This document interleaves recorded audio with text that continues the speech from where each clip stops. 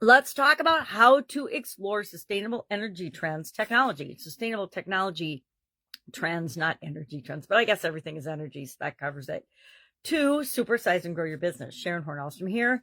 And I find myself coming back to the topic of sustainability for a lot of reasons. Primarily, I began my career and my education in engineering. I've always been interested in how things go together, how they work, how we build things, how we make things more efficient and effective. And one of the things that we learn, and we've pretty much done since I started working in manufacturing, is we pay attention to cost savings, and cost savings often come from things that are good for the world and good for the environment and good for the economy, as well as renewable sources of energy, how to eliminate waste. One of my favorite projects when I worked for a big industrial bakery was finding ways to utilize the products that weren't first quality that we wanted to sell to our customers, but that also were perfectly good to consume by human beings or animals. And one of my favorite projects was finding ways to get that out into the world and disseminate it, because it was perishable products. Bakery products are perishable, but how to get those out to people so that they could consume them. We have plenty of hungry people here in the United States. We have plenty of people that need good foods that don't necessarily have the funds to have access to them. So a lot of the work I did with that particular organization was, how do we, number one, reduce the costs of waste, so we make sure our processes create as much perfect product, or perfect in that it meets our quality standards, so we can get that out the door and sell it. But the other stuff, what do we do with that? And we did a combination of things. We had product giveaways. We took trucks to places and would give away products because we wanted them to be consumed right away and help other people at the same time. We also did a lot with turning them into other products. For example, pet food and pig food and things like that. We had sold them to an organization that processed them and turned them into animal feed, which was wonderful because at least it wasn't going just to waste and into the landfills and garbage. We had millions of dollars spent on waste removal for that organization, and we chipped that down to under $500,000 a month. I know, crazy numbers, but the bigger the company, the bigger the numbers, right? It's usually the same processes, just bigger numbers or more zeros at the end of it. So if you get comfortable working with a small company, you can work with a big company just as easily. So what the heck do I mean by sustainable technology? Well, it's processes and tools and systems and ideas that are implemented to save resources. Now, remember, in the beginning, it's been around for a long time, my whole lifetime, my whole career. It originally, sustainability focused on pollution control, because there were a lot of big industries polluting our country and our world, and on reducing costs, eliminating, not using resources wisely. There we go. Resource efficiency. That was how the whole sustainability topic began. And it's morphed into a lot of different new technologies and inventions that have made our world a better place by conserving resources, energy efficient appliances. How many of us have energy efficient appliances in our home? Furnaces, water heaters, all of our appliances, washers, dryers, dishwashers, things like that. Refrigerators. How could you forget the refrigerator? Especially in the summer. So that type thing. Different types of batteries and things that have been invented in my lifetime, and different types of power. Solar power, wind power. Have you ever driven through Texas? Last time I checked, they had 18,000 giant wind turbines just in Texas alone. So that's not solar. Did I say wind? Wind towers, wind farms. And then the whole concept of solar energy has come into play in my lifetime as well. It's so fun to drive around or drive somewhere or go on a trip and you see just houses and houses lined with solar panels on their roofs, because we know that they're using alternate energy to make our planet more sustainable, to reduce pollution. We still want to reduce pollution.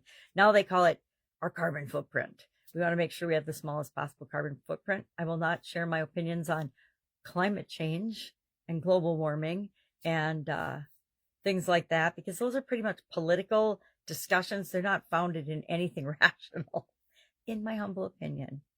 So what are some strategies we can use to explore these technologies and see if there's a fit for our organization, or see how we can use them, or how we might use them in our organization. Well, first off, let's talk, why would we want to do that? Number one, makes the world a better place.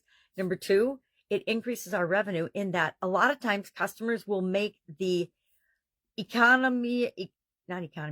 the environmentally friendly company their company of choice, because it matches their core beliefs. I don't know about you, but I only work with companies that want to make the world a better place. I used to work with a lot of different people, and over time, I found myself looking for a values match to decide if I am going to spend my limited resources in terms of time and energy helping companies. If they don't want to make the world a better place in some way, shape, or form, then they have to find somebody else. And I just say next. So it impacts our brand reputation. It impacts how other people see us, especially potential clients and clients.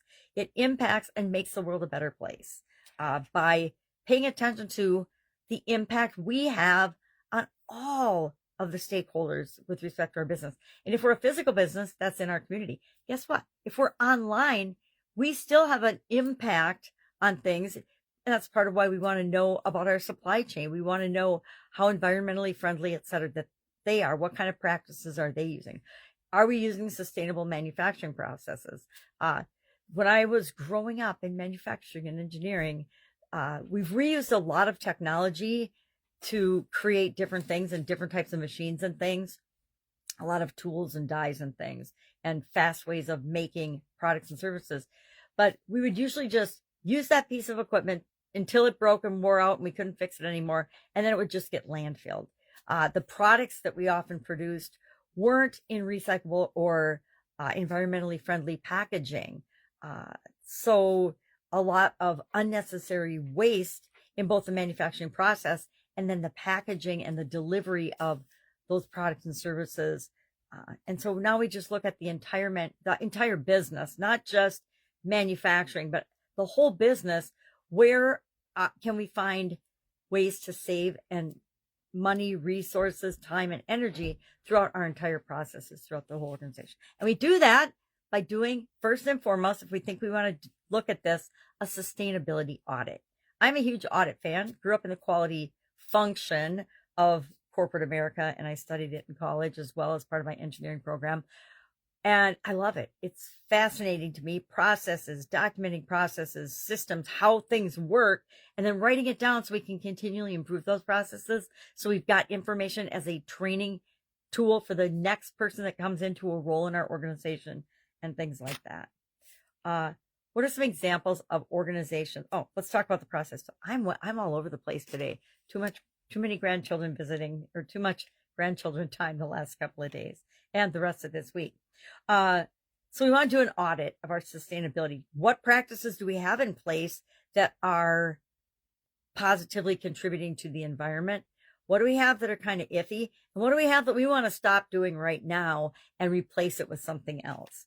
So we want to do that audit. We want to set clear sustainability goals. First, we do an audit and see where we're at. Then we set some goals to get us where we want to be. So things like, are there places that we can reduce waste? Are there places we can use a different source of energy? Can we reclaim our water that we use in our processes to be more efficient and to conserve resources? Can we find more efficient practices than what we're using? Can we recycle? And are we looking at our supply chain? Are they doing anything in the form of sustainability? And then we also want to make sure that we're training our employees on the importance not only of quality processes and procedures, but of them always being on the lookout for ways to improve, be more efficient, more effective, and to be more sustainable. So what are some companies that are doing this really well? Tesla comes to mind right off the top of my head, primarily because they're using and creating electrical cars, electrical sources of charging those cars that are better and more efficient than anyone else has ever done before. I think the latest Tesla one's like 300 or 1,000 times more powerful and better at charging the electric cars than what they had. I think it's 300, whatever my son was talking about. I don't know that much about it. I do not have an electric car. I do not have a car at all. Precision farming, John Deere has done an incredible job with using that as a way to become known in their industry. Green building materials, the LEED, Leadership in Energy and Environment Certification process for manufacturing and design for, what am I talking about? Not manufacturing, for building construction. A building can be LEED certified now, and people like that, right? I want to rent in a LEED certified building instead of a regular building because I know it's more energy efficient and better for the environment. Therefore, I will be associated with doing things that are better for the environment. Electric vehicles, again, Tesla, and eco-friendly packaging. IKEA is a huge example of that. They have so many creative ways of packaging their products. Also, they've taken away a lot of the expense and the size that would be required if they already had their products and service or products assembled. I don't know if you've ever gotten anything from IKEA, but if you have, you see a picture and then it comes in this little teeny package and you have to put it together yourself.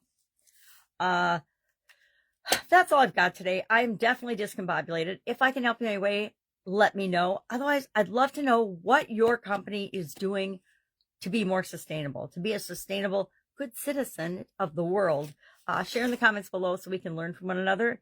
If you're curious about a sustainability audit, hit me up, and I'll let you know how you can get one of those. Have an awesome day, and I'll, of course, be with you tomorrow.